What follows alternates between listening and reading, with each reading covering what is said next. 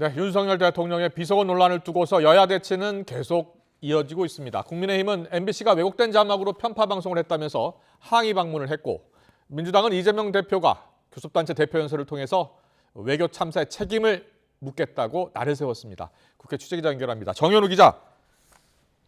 네, 국회입니다. 네, 윤석열 대통령의 비속어 논란을 둘러싼 여야 갈등이 오늘도 계속되고 있죠.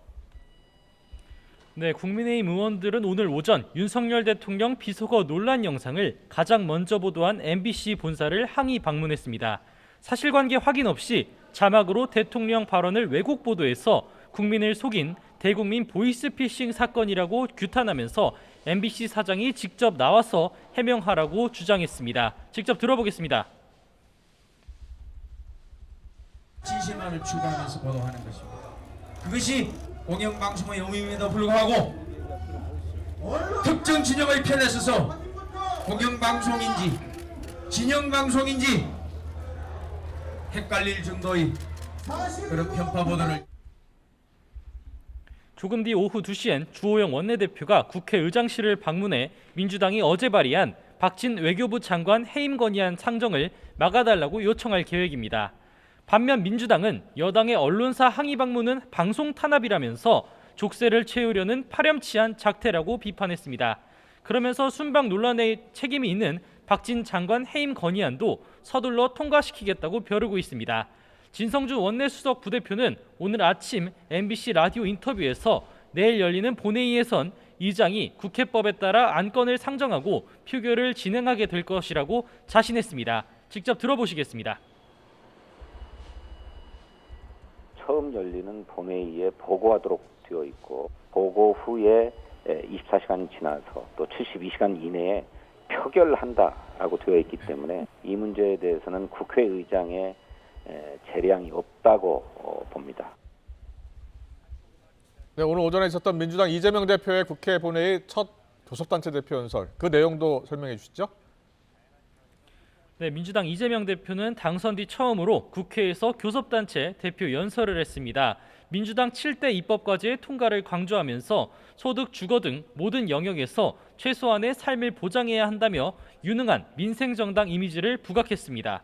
그러면서 비속어 논란 등이 불거진 윤석열 대통령의 순방을 외교 참사로 규정하고 국회 제1당이 책임을 분명히 묻겠다고 강하게 압박했습니다. 마찬가지로 들어보겠습니다.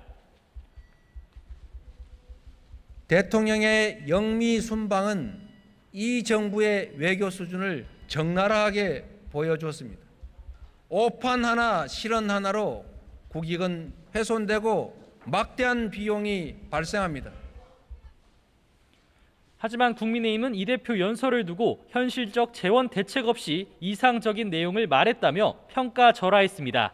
대통령 순방에 대한 비판에 대해서도 정반대의 입장을 내놨습니다. 마찬가지로 들어보겠습니다. 불신임 건의안 낸 것을 두고 이야기를 하는 것 같은데, 대한민국을 대표해서 외교 활동을 하는 외교부 장관에게 불신임의 낙인을 찍는 것이 대한민국 국익에 무슨 도움이 되겠습니까?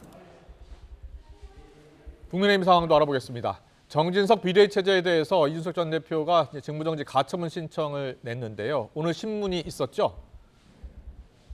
네, 그렇습니다. 정진석 비대위원장과 비대위원 직무를 정지해달라는 이준석 전 대표의 가처분 신청 사건에 대한 법원 신문이 끝났습니다. 당의 향방을 가를 신문 결과를 앞두고 긴장감은 상당한 모습인데요.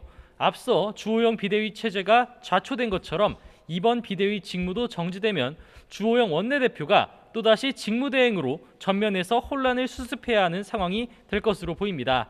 반면 가처분 기각 시엔 현 비대위가 정기국회와 국정감사 국면을 안정적으로 이끌어갈 탄력을 받게 될 거란 분석이 나옵니다. 오늘 저녁 진행될 것으로 예상됐었던 윤리위원회의 이전 대표에 대한 양두구육, 신군부 등 발언에 대한 추가 징계 논의는 미뤄진 것으로 전해졌습니다. 대신 수해복구 현장에서 실현한 김성원 의원과 경찰국 신설을 반대하고 이상민 행안부 장관 탄핵을 주장했던 권은희 의원에 대한 징계 수위는 논의하게 됐습니다. 지금까지 국회에서 전해드렸습니다.